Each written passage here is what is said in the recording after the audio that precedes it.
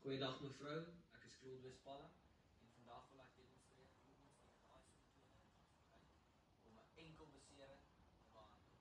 So die woord RICE, die R staan vir rus, die I staan vir ys of ice, die C staan vir compression of druk en die E staan vir elevation.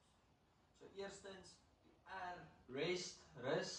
Jy beteken jy loop nie op jou enkel nie, jy sit nie enige onnodige spanning op jou enkel nie, jy span hom af, jy los hom dat jy kan herstel. Nou tweedens, die I vir ice, dit is net om die swelling af te kry en jy doen dit in siklus, so 'n siklus van 6 keer, dit beteken byvoorbeeld 15 minute met die ys op, so jy het 'n timer by jou 15 minute ys en dan byvoorbeeld 5 minute nie ys nie.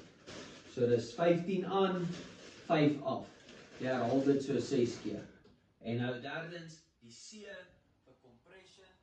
Ek sal verkies om sports pleister te gebruik. Hang af net hoe erg die besering is, sal ek bietjie van 'n ligter kleefband gebruik vir bietjie minder ondersteuning, maar dit is nog steeds ondersteuning en dan vir 'n erge enkelsook of 'n erge verstuit, erge enkelrol, 'n meer dikker ondersteunende kleefverband wat lekker kan plak en hom mooi kan ondersteun.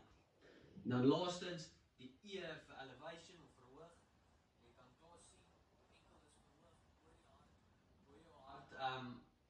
verhoog bo jou hartklopping sodat die bloedsomloop, die bloedsvloei meer soontoe kan gaan, die rooi bloedselle deur jou besering kan gaan en dat jou enkel kan herstel. Baie dankie mevrou.